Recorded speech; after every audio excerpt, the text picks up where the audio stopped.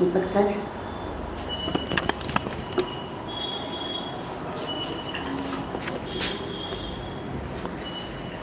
नमस्कार बच्चों, स्वागत है आप सभी का।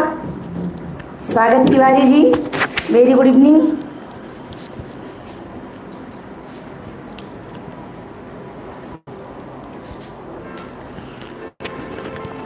थोड़े से बच्चे मेरे ऑनलाइन हैं, बहुत अच्छा लग रहा है। चलिए शुरू किया जाए। गोविंद जी, स्वागत है आपका। गुड इवनिंग आशीष जी, विजय कुमार जी, लक्की जी, विनीता जी, गुड इवनिंग, स्वागत है आप सभी का।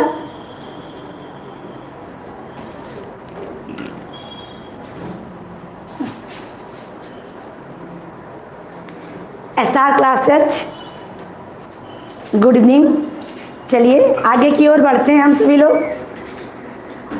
आज हम लोग पढ़ते हैं त्रिकी पर्यायवाची, बहुत ही मज़ेदार ढंग से। तो तैयार हैं? चलिए शुरू करते हैं पर्यायवाची त्रिकी।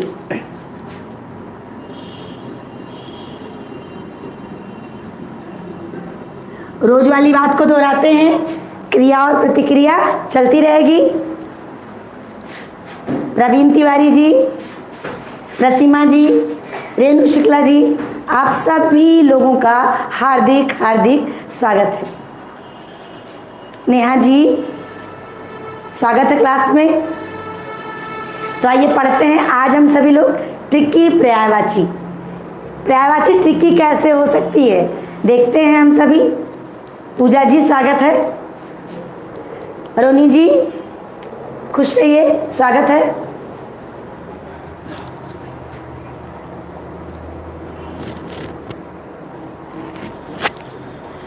हो गया बच्चों? चलिए आगे की ओर बढ़ते हैं। आगे की ओर कैसे बढ़ते हैं? ज्योति श्रीवास्तव जी, ज्योति सिंह जी, आप दोनों का हार्दिक स्वागत है।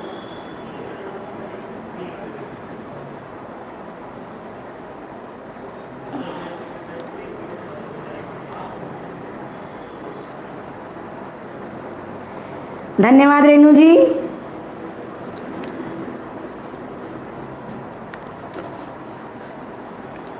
आज हम हिंदी की पर्यायवाची पढ़ रहे हैं, त्रिकी। चलिए शुरू किया जाए। तो चलिए शुरू करते हैं बहुत ही मजेदार ढंग से हिंदी की पर्यायवाची। शीलू जी, स्वागत है। चलिए ध्यान देते हैं हम सभी लोग। जब हमारी सृष्टि की शुरुआत हुई, जब हम लोग के सृष्टि की शुरुआत हुई तो उस समय चारों ओर क्या था? जल ही जल था। चारों तरफ क्या था? केवल जल ही जल था। नीचे जल ही जल था और ऊपर क्या था? बादल था। जल और जो बादल का पानी था वो कहाँ जाता था? समुद्र में जाता था। समुद्र के दलदल में एक पुष्प खिला जिसका नाम कमल। कमल की एक पुत्री जिनका नाम लक्ष्मी, और लक्ष्मी के पति जिनका नाम विष्णु। यहाँ तक सभी को दिख रहा है ना? चलिए देखते हैं, प्रतिक्रिया कीजिएगा और बताइएगा जरूर क्लास कैसी लग रही है आप सभी लोगों को। तो देखो, सबसे पहले जल। राकेश पांडे जी, बहुत बहुत स्वागत है। तो जल की पर्यायवाची लिखते हैं। नीर, वारी, तोय, आंबू, सर। बच्चों नई वाली भी लिखते चलेंगे क्योंकि लेटेस्ट तो नई वाली जो है हमारी परीक्षाओं में आ रही है। दो और बढ़ा देते हैं। अब ये कौन कौन सा हम लोग बढ़ाते हैं?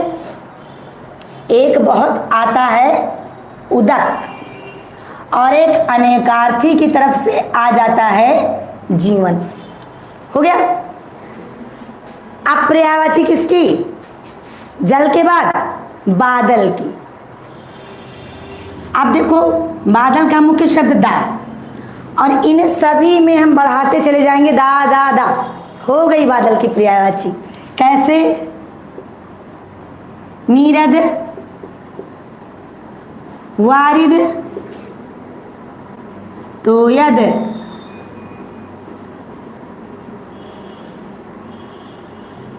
अम्बुद।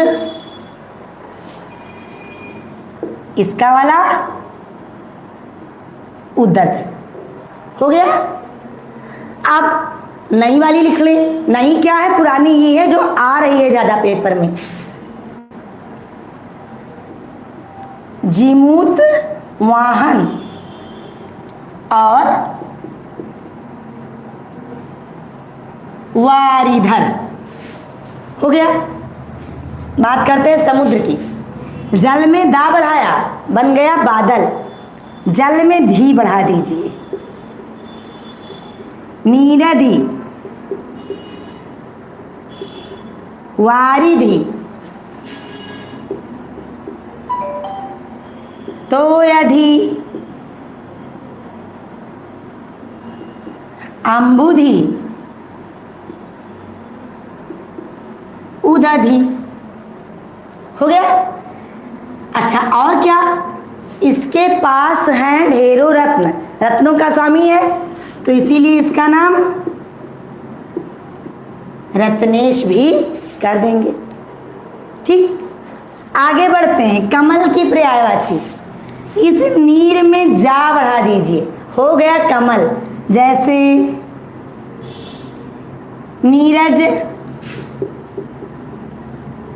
वारिज,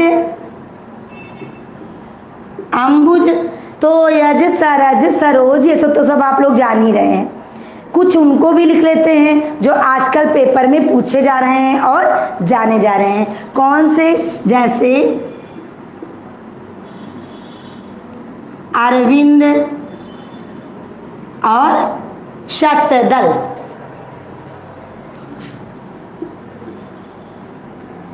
राजीव और पुंडरीक हो गया। प्रवीण तिवारी जी, स्वागत है। बिल्कुल बिल्कुल, राजन सिंह जी बीएड में भी है। ये तो सब हर पेपर के लिए हैं, जिनमें भी हिंदी आ रही है, प्रादेशिक स्तर के सभी पेपर, सभी में ये सब आने वाले हैं, है ना। अब चलते हैं लक्ष्मी पे। अब देखिए, जा धातु का मतलब होता है जन्म लेने वाली, है ना। तो कमल पे जन्म हुआ और समुद्र से जन्म हुआ, यानी दोनों की पुत्री, कमल की भी पुत्री और समुद्र की भी पुत्री। अब जैसे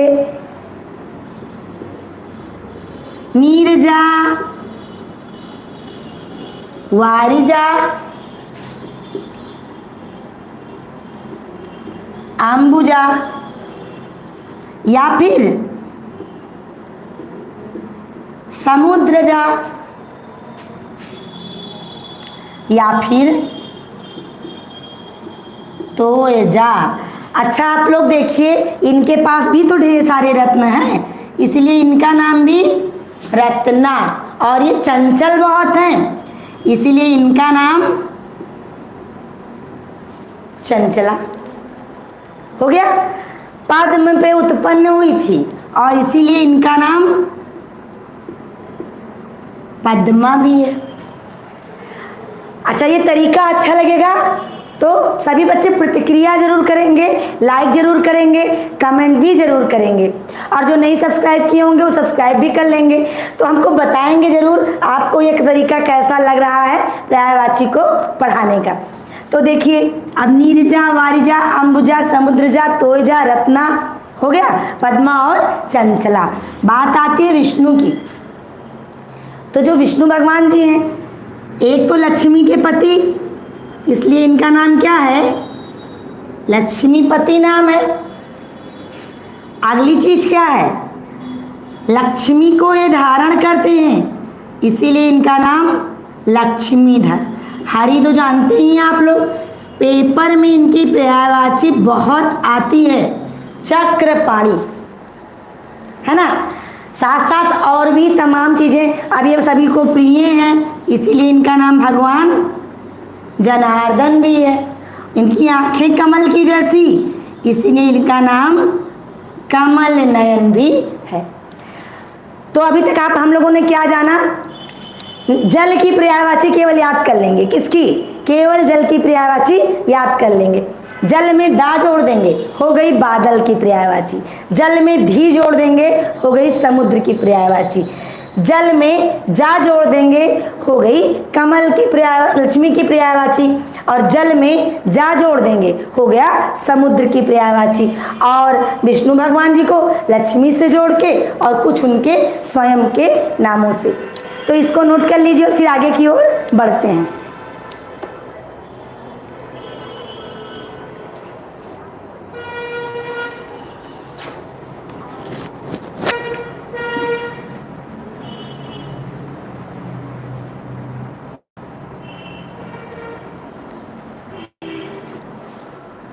इतना हो गया सभी का। तो अब हम लोग इसके आगे की ओर बढ़ जाएं। तो आइए चलिए इसके आगे चलते हैं। सृष्टि का निर्माण हो रहा था, चारों ओर जल था, नीचे जल ऊपर बादल, समुद्र था, समुद्र की पुत्री लक्ष्मी, लक्ष्मी के पति विष्णु भगवान जी। और अब हम बढ़ते हैं उसके आगे सृष्टि निर्माण की प्रक्रिया में।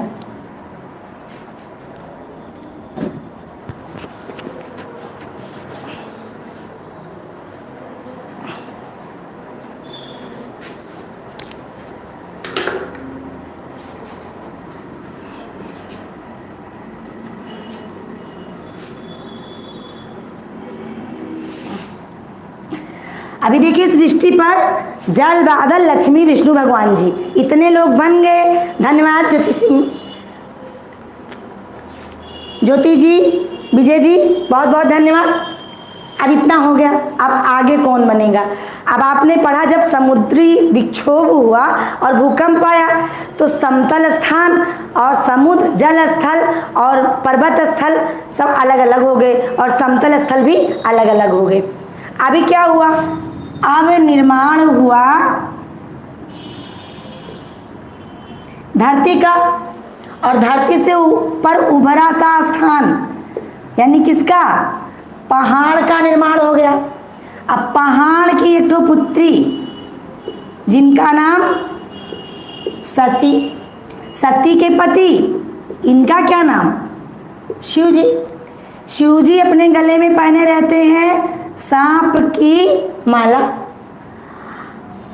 और विष्णु भगवान जी का वाहन गरुड़ इस सांप का क्या है? दुश्मन। और सांप किसका राजा है? पक्षियों का। सृष्टि रचना हो रही है, धीरे धीरे करके सृष्टि की रचना हो रही है। अब बात करते हैं धरती की। उधर हमने केवल जल की पर्यायवाची याद की और इधर हम केवल धरा की पर्यायवाची याद करेंगे। तो चलिए धरा की पर्यायवाची याद करते हैं। धरा, पृथ्वी, वसुंधरा, वसुधा, अवि, अवनी। एक चीज आप सभी लोग ध्यान देंगे, अंकिता जी गुड इवनिंग।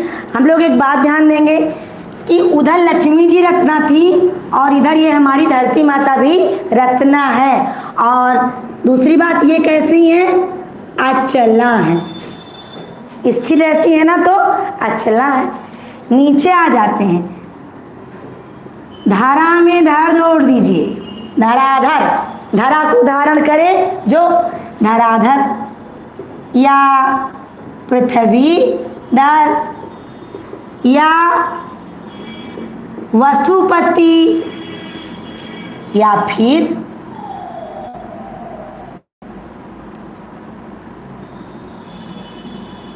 अवनीधर। इनका नाम मही भी है बेटा, मही, और इसीलिए इनका नाम महीपर हो गया। अच्छा, इनका नाम रत्ना और इनका नाम रत्नाकर, इनका नाम अचला, इनका नाम अचलेंद्र। दिख तो रहा है ना सभी को? नीचे आ जाते हैं सती, पर्वत की एक तो पुत्री, इनका नाम क्या? पार्वती नाम। अगला इनका क्या नाम है?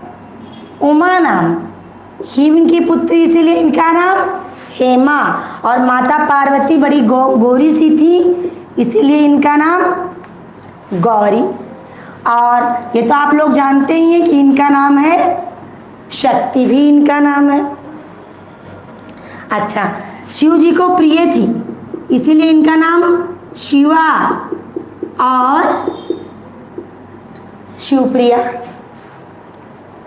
हो गया? रंजीत जी गुड इवनिंग।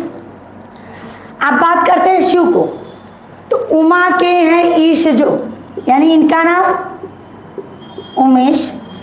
सती के हैं ईश इसीलिए इनका नाम सतीश। अब ये देखो, इनका नाम हेमा और इनका नाम हिमेश। गाने वाले हिमेश और एक्ट्रेस जो है वो कौन सी? हेमा। तो इनका नाम, माता जी का नाम हेमा और शिव जी का नाम हिमेश। इनका नाम है गौरीपति और इनका नाम शिवा है और इनका नाम क्या है? शिव है। अच्छा, एक बहुत खास चीज का ध्यान रखेंगे आप लोग। एक पर्यायवाची आएगी विषदंत और एक पर्यायवाची आएगी विषकंठ।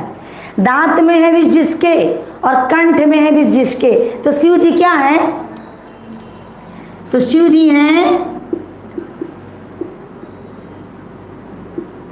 विषकंठ। कंठ में इनके विष है ना। चलो अब बात करते हैं सांप की। तो सांप को कहते हैं फणी, ब्याल, नाग,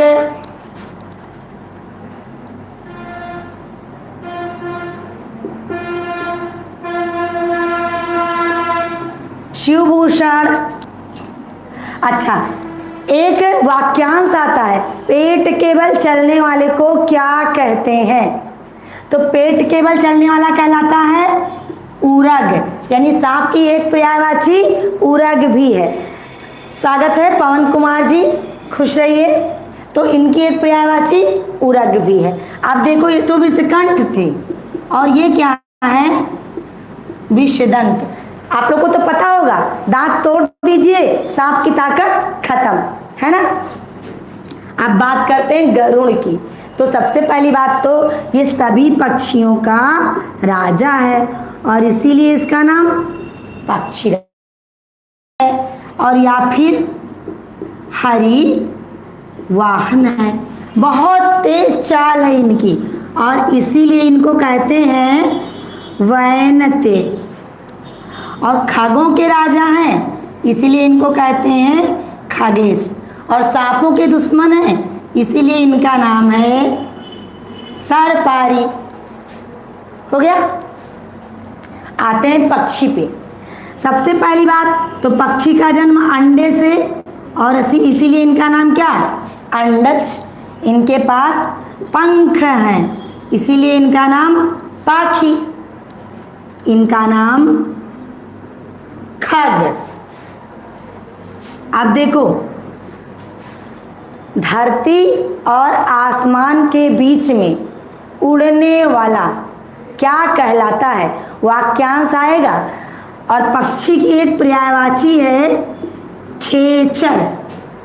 इंपॉर्टेंट है खेचर, धरती और आसमान के बीच चलने वाला। तो क्या कहते हैं उसको? खेचर कहते हैं। अच्छा बच्चों, आप लोग को पता है? चलिए हमको प्रतिक्रिया करके बताइए।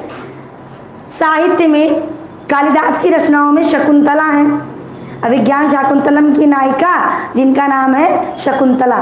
तो चलो आप लोग हमको ये बताओ कि शकुंतला का नाम शकुंतला क्यों है? प्रतिक्रिया दीजिए अपनी अपनी। हम आपकी प्रतिक्रिया का इंतजार कर रहे हैं। चलिए अपनी प्रतिक्रिया दीजिए और हमको बताइए शकुंतला का नाम शकुंतला क्यों पड़ा? प्रतिक्रियाएं व्यक्त कीजिए सभी बच्चे।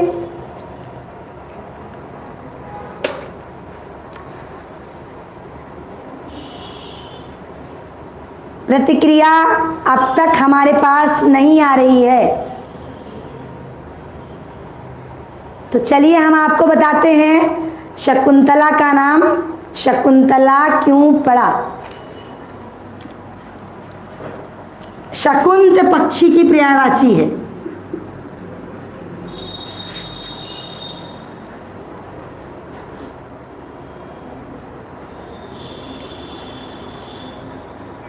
ज्योतिष श्रीवास्तव जी, आपने अच्छी कोशिश की है। पक्षियों के द्वारा लाया गया, लाया तो नहीं गया था, लेकिन स्थिति ऐसी थी। शकुंत माने होता है अत्यंत कोमल और नाजुक। कौन होते हैं? पक्षी होते हैं। और शकुंतला पक्षियों की तरह सुकोमल और नाजुक थी, और यही वजह था कि उनका नाम था शकुंतला। क्लियर? अभी बच्चों देखिए, सृष्टि निर्माण हो रहा है। अब जल बन गया, बादल बन गया, समुद्र बन गया, कमल बन गया, लक्ष्मी बन गई, विष्णु भगवान जी बन गए। आगे आए, धरती बन गया, पहाड़ बन गया, सती की उत्पत्ति हुई। शिव की एक कहावत है ना, पहले सती आई कि पहले शिव आए, तो सती की उत्पत्ति, शिव की उत्पत्ति, फिर सांप, गरुड़ और पक्षियों की, यानी कीट पतंगों को। जैसा साइंस ने बताया, क्या हुआ? जल ही जल था, फिर जलचर का उदय, फिर कीट पतंगों का भी उदय। तो कीट पतंगों का भी उदय हो चुका है। सृष्टि निर्माण तेजी से हो रहा है, तो इतना नोट कीजिए। और फिर बढ़ते हैं सृष्टि निर्माण प्रक्रिया के अगले क्रम में।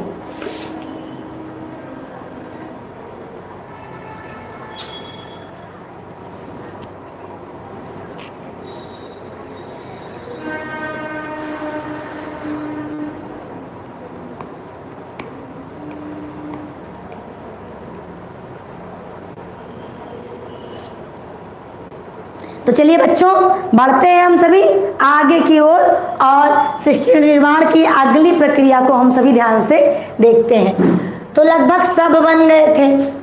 अब कौन नहीं बना था? मनुष्य ही नहीं बने थे, ना बंदर बने थे और ना मनुष्य बने थे, ना शेर भालू, ये सभी बने थे, है ना।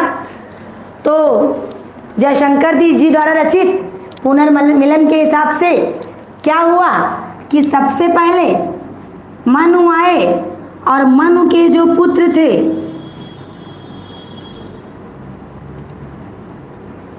मनु के पुत्रों को हम लोगों ने क्या कहा? मनुष्य कहा। तो जो मनु के पुत्र थे वो क्या बन गए? मनुष्य बन गए। अब पहले देखो, धरती से आसमान का कनेक्शन बहुत सीधा सा होता था। यहाँ के लोग डायरेक्ट वहाँ जाने का जो है पहुँच रखते थे, ताकत रखते थे। तो जितने लोग धरती पर सदाचारी होते गए, वो ऊपर जाके क्या बन गए? भगवान जी लोग बन गए। तो मनुष्य के बाद निर्माण हो गया किसका? देवताओं का निर्माण हो गया।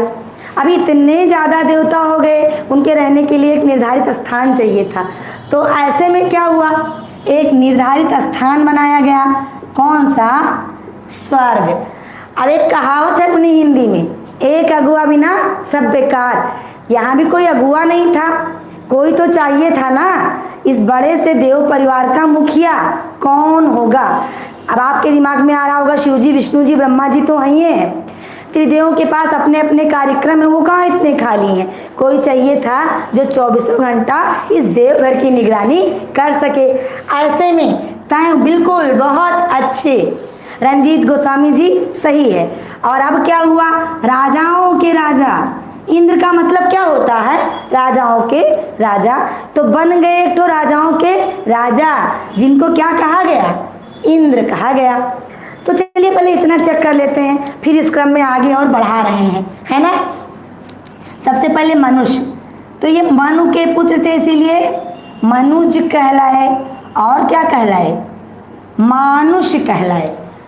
इनके पास देह थी, और यही वजह थी कि ये सभी देही कहलाए। ये बूढ़े भी हो सकते थे, सभी मनुष्य बूढ़े होते हैं, और इसीलिए इन सभी को हम लोगों ने जड़ कहा। क्या कहा? जड़ कहा। और सभी मनुष्य नश्वर हैं, इसीलिए इनको अनित्य कहा। हो गया। आते हैं देवता की ओर। अब देखो, जो मनुष्यों में श्रेष्ठ थे कौन? एक तो मनु श्रेष्ठ, तभी तो ये देवता बने। हाँ बच्चों, जर, जर माने होता है बुढ़ापा आए जिसको, समझ रहे हैं ना, जर माने बुढ़ापा।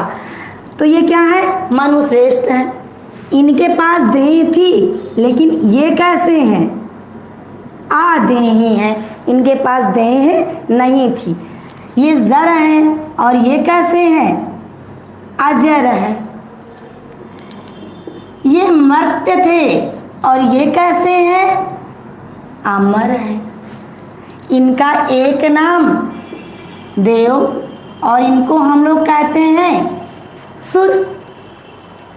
और ये सभी हैं चिर यौवन, कभी नहीं होंगे बूढ़े, हमेशा इनकी युवावस्था बनी रहेगी।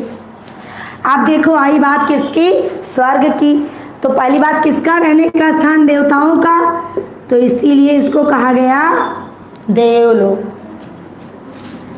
सुरों के रहने का स्थान, इसीलिए इसका नाम सुरपुर। अमर है यहाँ के लोग, इसीलिए इसका नाम अमरलोक या अमरावती। अच्छा, अभी देखो, नित्य लोक भी कहेंगे इसको, कभी समाप्त होने वाला लोक तो है नहीं, तो इसीलिए इसको हम लोग नित्य लोक भी कहेंगे। इतनी बात पक्की हो गई। एक शब्द है बच्चों गो, पेपर में बहुत आता है गो। गो मीन्स क्या होता है, तो गो मीन्स इंद्रियां होती हैं, इंद्रियां। और ऐसी जगह जहां केवल इंद्रियों पर विजय पाने वालों का वास हो, ऐसी जगहों को हम सभी कहते हैं गोलोक। यानी स्वर्ग लोक की एक परिभाषा क्या है, गोलोक। और पता है, स्वर्ग की एक परिभाषा नाक भी है, नाक, नाक माने भी स्वर्गलोक। हो गया, आगे बढ़ा जाए। अब आते हैं इंद्र पे।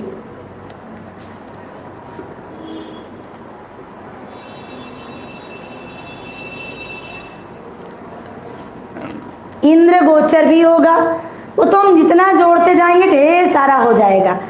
हमने ये तरीका निकाला है कि जिससे बच्चे आसानी से पर्यायवाची को एक ही बार में याद कर सके, रटने की समस्या उत्पन्न ना हो।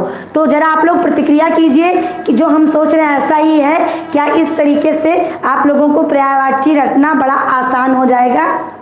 आप लोग बताएं हाँ या नहीं। तो चलिए, अब क्या हुआ, अब बारी आई इंद्र की। अच्छा जानिएगा, इंद्र जैसे राजाओं के राजा हैं, ऐसे ही ये आपकी पृथ्वी पर और पर्यायवाचियों के लिए भी बहुत ज़्यादा इम्पोर्टेंट है। बेटा, गोस्वामी का अर्थ वैसे तो होता जिनको अपने इंद्रियों पर नियंत्रण हो।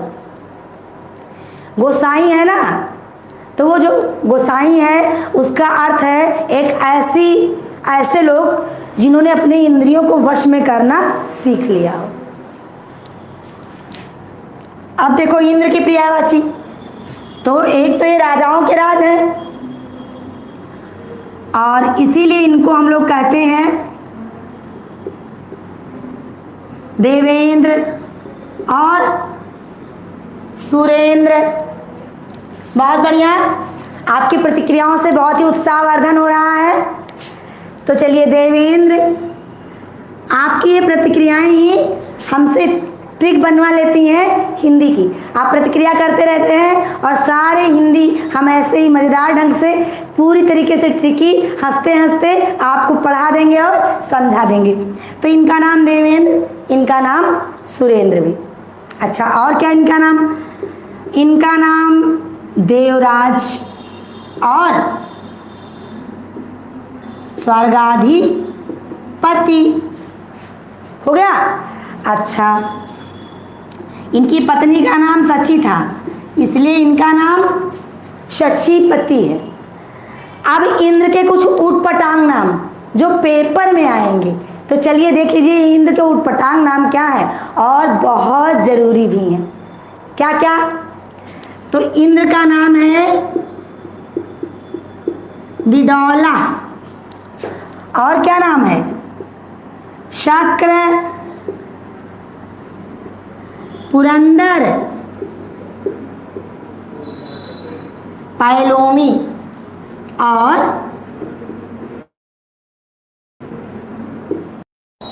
स्थान निर्धारित हो गया और उस स्थान को हम लोगों ने स्वर्ग कहा। अब स्वर्ग में एक मुखिया की जरूरत थी, ऐसे में देवताओं के राजा बनाए गए। कौन? देवराज इंद्र। अब इंद्र भगवान जी देखते हैं ना, हमेशा परेशानी रहते हैं, और जब परेशानी होती है तो किसके पास जाते हैं? भगवान विष्णु के पास जाते हैं।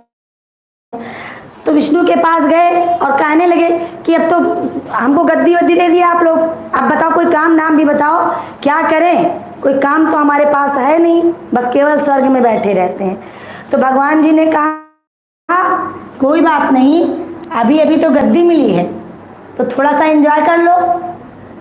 तो इसलिए अभी क्या भेजा? स्वर्ग में भेज दी अप्सरा। अप्सरा आ गई स्वर्ग में। अब ये कौन है? ये है देवबाला, देवांगना। अच्छा सुनिए रोहानी जी, अप्सरा शब्द सुन के तो हम लोगों को बहुत मजा आता है ना? लेकिन एक और बात हम आपको बताते हैं जो शायद आप में से कम ही लोग जानते हो। ये जो अप्सराएं थी, जो देव कन्याएं थी, जो देवबालाएं थी, ये ललित कलाओं से युक्त थी। आई बात समझ में? और दूसरी बात ये है कि आपकी अप्सराओं में से उर्वशी और मेनका ने तो ऋग्वेद की रचना में भी सहयोग किया है। अभी सोचिए अप्सराएं कितनी कितनी कितनी ज्ञानी रही होंगी, है ना? तो इनका नाम देवबाला, देवांगना,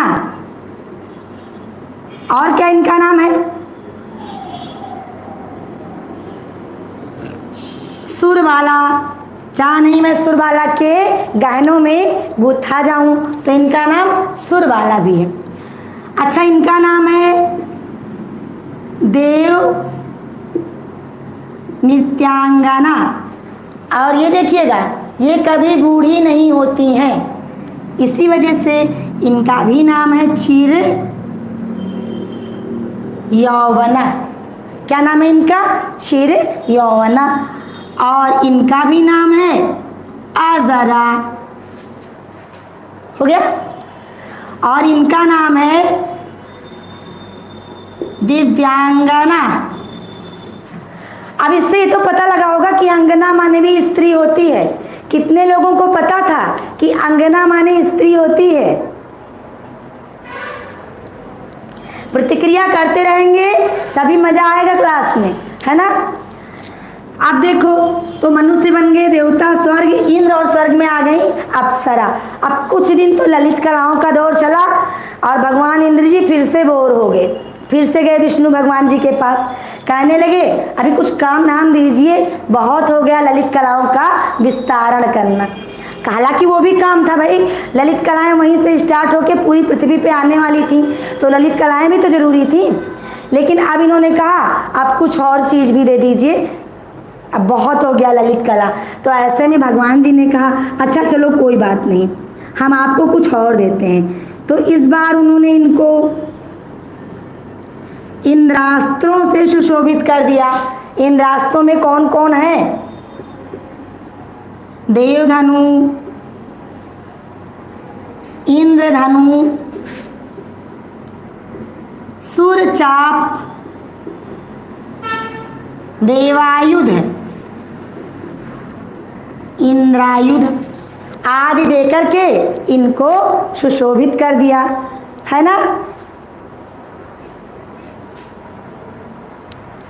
हाँ, रंजीत गोस्वामी जी सही कह रहे हैं। अब ये फिर भगवान जी को परेशानी करेंगे, तो चलिए इनकी शादी करवा देते हैं। हम लोग नहीं, विष्णु भगवान जी करवा दिए थे। फिर गए भगवान जी के पास, कहने लगे अस्त्र तो दे दिए हो, अब बताओ मैं क्या करूं? कोई लड़ाई करने के लिए तो है नहीं, तो बोलो क्या करूं, कोई काम धाम है? तो कहने लगे अच्छा चलो कोई बात नहीं, एक और रिस्क लेते हैं और इन भगवान की क्या करवा देते हैं? शादी करवा देते हैं। शादी भी हो गई। अब शादी हुई तो इंद्र की पत्नी का नाम इंद्राणी, इनका स्वयं का नाम था शची, इनको कहा गया पैलोमिनी, और इनका नाम है शकरा, और क्या? पुरंदरी। अच्छा, वो देवराज थे तो क्या ये देवरानी है? नहीं, तो फिर ये क्या है? ये हैं देवरागी। कुछ समय बीता, ये फिर चले गए विष्णु भगवान जी के पास। कहने लगे सारा प्रोग्राम आपका समझ में आता है, लेकिन कुछ पक्का इलाज कीजिए, क्यों रोज रोज आपके पास हमको आना ना पड़े। भगवान जी तो जानते हैं मायाधर हैं, सब पहले से ही नियत होता है कि आगे चल के क्या क्या करना है। भगवान जी ने कहा चलो कोई बात नहीं, अब की बार हम आपको अस्थाई बात बताते हैं कि दौड़ दौड़ के मेरे पास आना नहीं पड़ेगा। अब क्या हो गया, अब सृष्टि पर उत्पत्ति हो गई किसकी, राक्षसों की।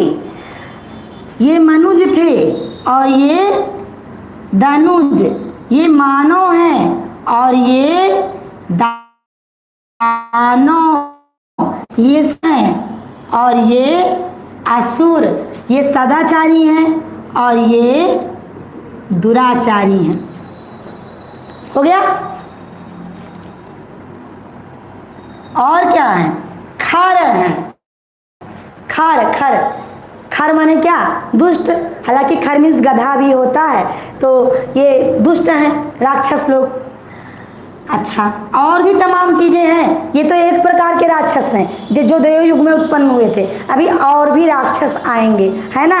तो चलो पहले इतना नोट करो, मनुष्य आए पृथ्वी पर, फिर देवता, फिर उत्पत्ति हुई स्वर्ग की, भगवान जी बने देवों के इंद्र, और स्वर्ग में आ गई ललित कलाओं के विस्तारण के लिए अप्सरा, और देवों का अस्त्र इंद्रास्त्र, और इंद्र की हो गई शादी, और उत्पत्ति हो गई राक्षसों की भी। अच्छाई के साथ बुराई की उत्पत्ति स्वाभाविक ही है। दोनों दो पहलू हैं, एक सिक्का अच्छाई का, एक सिक्का बुराई का। सृष्टि चलनी थी तो दोनों पहलू बहुत ही जरूरी थे। तो अच्छाई के साथ पृथ्वी पर बुराई का भी वास हो गया है, यानी पृथ्वी बनने लग गई है, लगभग बन गई है। तो नोट कर लीजिए। हाँ, दैत्य भी होंगे, बिल्कुल सही है।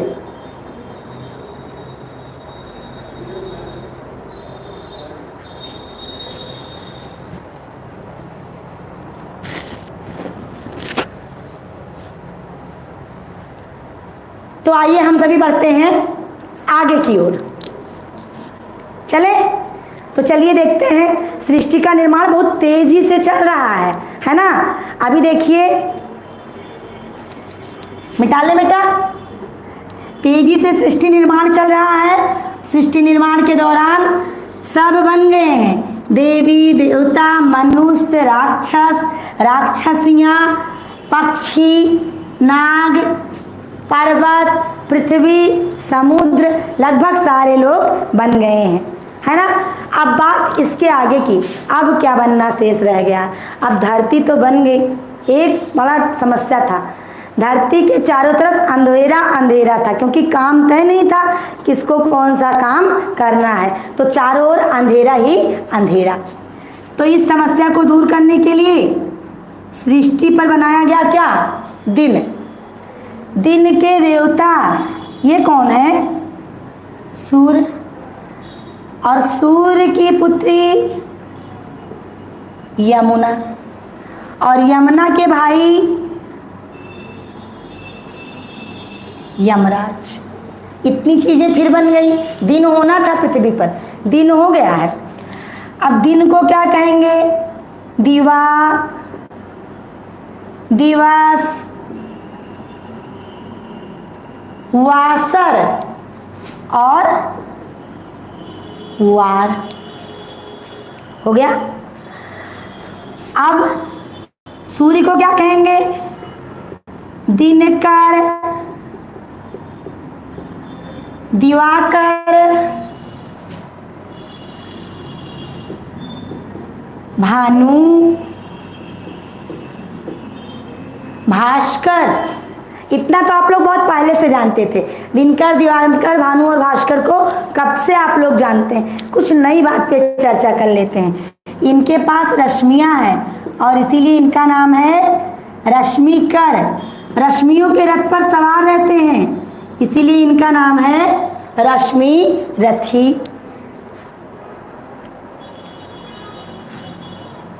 फिर क्या नाम है इनका, इनका नाम है अर्कज। इनका नाम है दिनेश और इनका नाम है मार्तंड। हो गया। तो दिन बन गया और दिन के देवता बन गए कौन? सूर्य। और हमने पहले भी आप लोगों को बताया है कि जा लगा देंगे और जा लगाते ही जन्म लेने वाला बन जाएगा। तो चलिए जा लगा देते हैं। यमुना में आप देखो अर्क की पुत्री, इसीलिए अर्कजा। और क्या हो गया? सूर्य की पुत्री, इसीलिए सूर्य तनया। इनका नाम है कालिंदी। अच्छा बच्चों, इनका नाम कालिंदी क्यों है, जरा हमको बताइए, क्यों इनका नाम है कालिंदी? कोई बताना चाहेगा? वैसे तो हम लोग समझाने के लिए कह देते हैं काली नदी है इसीलिए इनका नाम है कालिंदी, लेकिन ये सही नहीं है। काली नदी नहीं है, कालिंदी का मतलब होता है जिसके पास ढेरों किनारे हो, ढेरों किनारों वाली नदी, और इसीलिए इनको हम लोग कहते हैं कालिंदी। अच्छा, ये भी कृष्ण को प्रिय थी, इसीलिए इनका नाम कृष्णा है और कृष्ण प्रिया भी है। और यमुना जी उनकी यम की बहन थी, इसीलिए इनका नाम यम भगिनी भी है। भगिनी मीन्स बहन, तो इनका क्या नाम है? यम भगिनी। बात आती है यमराज की। वैसे यमराज इतने भी डरावने नहीं हैं जितना हम लोग सोचते हैं। अगर यमराज ना होते तो सृष्टि का क्रम बिगड़ जाता। ये कोई खराब देवता नहीं है, है ना? तो इनका क्या क्या नाम है? एक तो इनका नाम है दंडधर, और इनका क्या नाम है? मृत्युदेव। इनका नाम है धर्मराज। धर्म संगत कार्य करते हैं, ये नहीं कि पार्शियलिटी कर दें, उनके साथ नहीं, उनके साथ नहीं, उनके साथ नहीं, सबके साथ एक जैसा व्यवहार। इसलिए इनका क्या नाम है? धर्मराज नाम है। यमुना के भाई थे, इसलिए इनका नाम है यमुना भ्राता। सूर्य के पुत्र हैं, इसीलिए इनका नाम अर्कज और इनका नाम सूर्य तनय। तो ये लीजिए, धरती पर अंधेरे की भी समस्या समाप्त। क्यों? क्योंकि दिन की उत्पत्ति हो गई, दिन के देवता सूर्य की उत्पत्ति हो गई, यमुना की उत्पत्ति हो गई और यमराज की भी।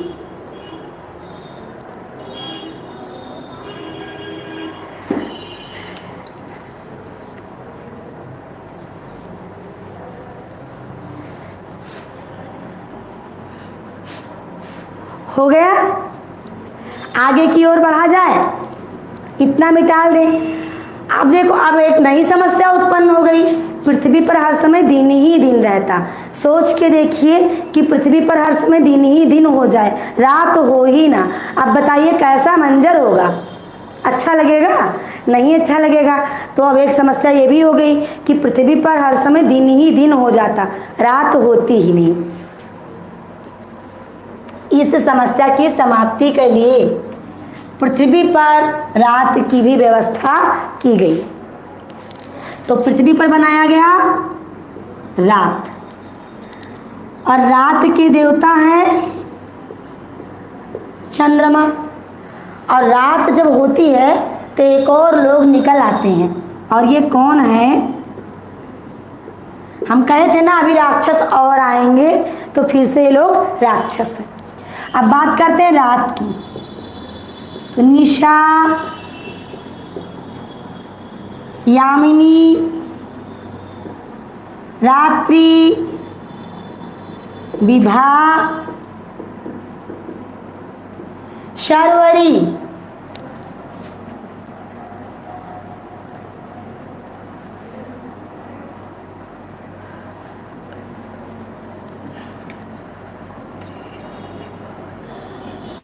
और निशीत, ये सब रात की पर्यायवाचियां हो गई। अच्छा, क्या आप सभी को पता है रात एकार्थी शब्द है, इसका कोई पर्यायवाची नहीं है। ये कैसे वाली रात है? ये शाम वाली रात है, ये रात्रि वाली रात है, ये पूरी रात्रि वाली रात है। विभा माने शुरू होने वाली रात्रि, शर्वरी माने तारों भरी रात, और निशीत माने अंधेरी वाली रात। तो रात हो गया, और रात के देवता जिनके हाथ में है रात करना, यानी निशाकर, विभाकर, इनका नाम रजनी भी है, तो इनका नाम रजनीश या रजनीकर, और इनका नाम किरणें हैं जिनकी ठंडी, इसीलिए इनका नाम क्या, हिमांशु। और सभी कलाओं से भरे हुए हैं, इसीलिए इनका नाम कलाधर, और इनका नाम राकेश, और इनका नाम विधु भी है, और इनका नाम मयंक भी है, और इनका नाम, अच्छा जिनके बहुत नाम हैं उन पे टिक कर लीजिएगा कि वो लोग इम्पॉर्टेंट भी बहुत हैं, तभी तो इतने ज़्यादा हैं, है ना। बात करते हैं राक्षस की, तो पहले तो जो थे वो थे ही, अब 4 बढ़ा दीजिए निशा में और बन गए राक्षस। ये कैसे देखते हैं, निशाचर, रात्रिचर,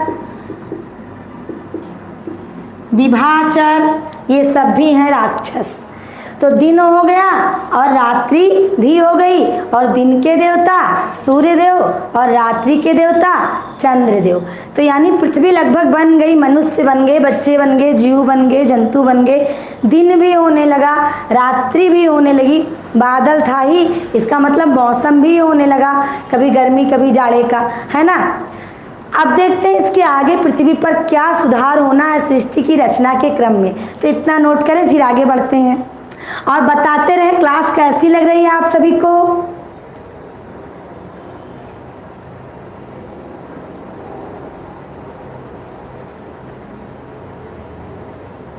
हाँ सही है ज्योति जी, निशाचर, रजनीचर, धनुज सभी हो जाएंगे।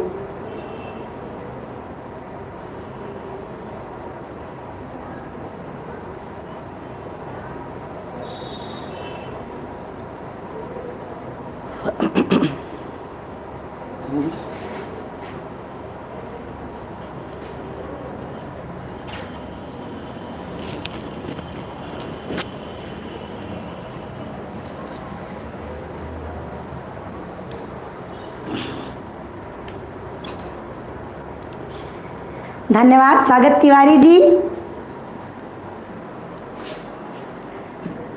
धन्यवाद रोनी पांडे सर।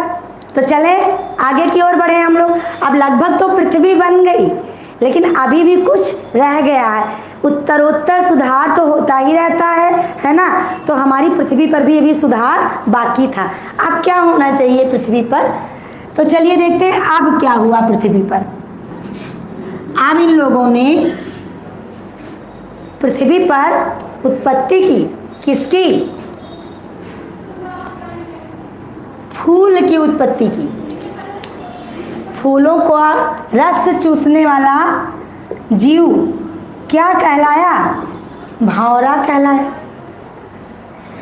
अब ये जो फूलों को उत्पन्न करने वाले देवता थे, इनका क्या नाम हो गया, कामदेव। अब ये फूल और भंवरा जब आए तो उसी मौसम में खिल गया, आ गया आम, और आम आ गया तो एक चिड़िया बोलने लग गई, कौन, कोयल। और इस मौसम को एक नाम दे दिया गया, कौन सा मौसम, बसंत हो गया। तो चलिए देखते हैं अब फूल को क्या कहा गया, पुष्प, सुरभि, सुवास, मुकुल, सुमन, कुहुप,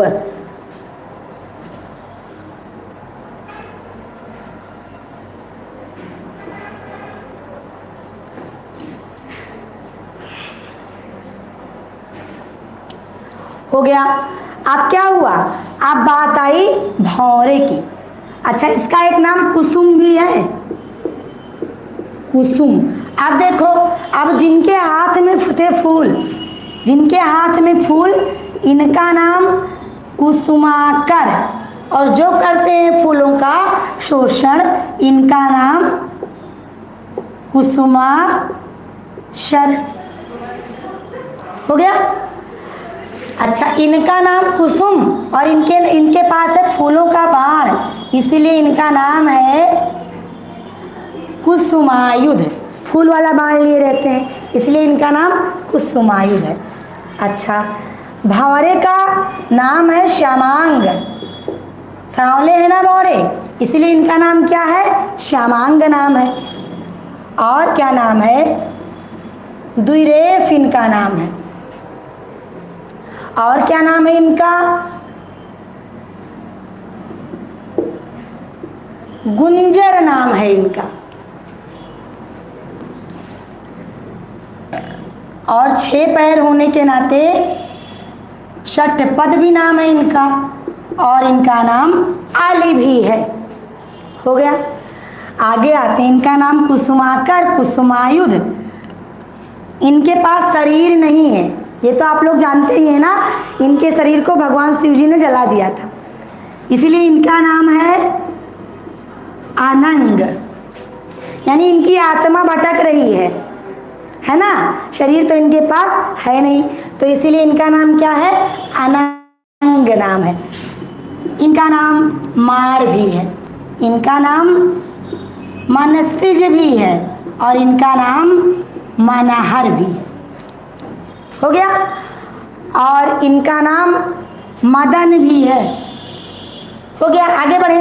अब बात आई आम की। एक तो आम का नाम मदन फल। देखो, इनका नाम ऋतुराज भी है, ऋतु श्रेष्ठ भी है, तो इसका नाम क्या हो जाएगा? ऋतुफल। इनका नाम है कैरी। फिर इनका नाम है सहकार। इनका नाम है रसाल। और कोयल के भाई हैं, इसीलिए इनका नाम है पिक बंधु। ध्यान दीजिएगा, क्या नाम है इनका? पिक बंधु नाम है। और कोकिला नाम और श्यामा नाम तो इनका है, ये है। मधुरा नाम इनका आप लोग जानते ही हैं, क्योंकि ये बहुत ही मीठा बोलती हैं। अब आते हैं कोयल पे, तो नाम इनका देखिए क्या क्या? मधुरा, कोकिला, श्यामा, तो इनके नाम ही है। साथ साथ ये सूचना देती हैं बसंत की, और इसीलिए इनका नाम है बसंत दूतिका। उनका नाम मदन था और इनका नाम है मदन शलाका। इनका नाम पिक बंधु, तो इनका नाम पिक। अच्छा, आपने महसूस किया है, कोयल एक ऐसी चिड़िया है जो केवल बसंत में बोलती है। एक बार पता क्या हुआ? कोयल में और मेढक में लड़ाई। एक कहावत है कि एक बार कोयल पूरे बसंत ऋतु में बोल रही थी, बाद में बरसात आ गया, अब मेढक बोलने लग गए। तो मेढकों ने क्या कहा कि अभी तक तो बड़ा बोल रही थी, अब क्या हो गया बताओ? तो कोयल ने क्या जवाब दिया कि बीत गए दिन पावस के, भय बसंत की रैन, और अब तो दादुर बोली हैं, हमें पूछी हैं कौन। यानी कि देखो कितना बढ़िया व्यंग कस दी कि अब किसके बोलने का टाइम आ गया है? बेवकूफ़ों के बोलने का टाइम आ गया है। बुद्धिमान हर समय बड़बड़ बड़बड़ बोलते नहीं हैं। और आखिरी पर्यायवाची लिख लेते हैं किसकी? बसंत की। और सृष्टि का निर्माण पूरा और हमारी पर्यायवाची भी पूरी। तो आइए बसंत की पर्यायवाची, तो इनको हम लोग कहते हैं ऋतुराज, और क्या कहते हैं? ऋतु श्रेष्ठ, और क्या कहते हैं? सुरभि मास कहते हैं, और पुष्पवासर भी कहते हैं। तो बच्चों, पर्यायवाची को पढ़ें, देखें और हमको प्रतिक्रिया करके जरूर बताएं आज की ट्रिक पर्यायवाची वाली आप सभी को कैसी लगी। तो ज़्यादा से ज़्यादा मात्रा में नहीं, संख्या में, मात्रा तो तोली जाती है ना, तो ज़्यादा से ज़्यादा संख्या में रोज़ हम लोग मिलते हैं और इसी तरह रोज़ कुछ ना कुछ नया सीखते हैं। धन्यवाद।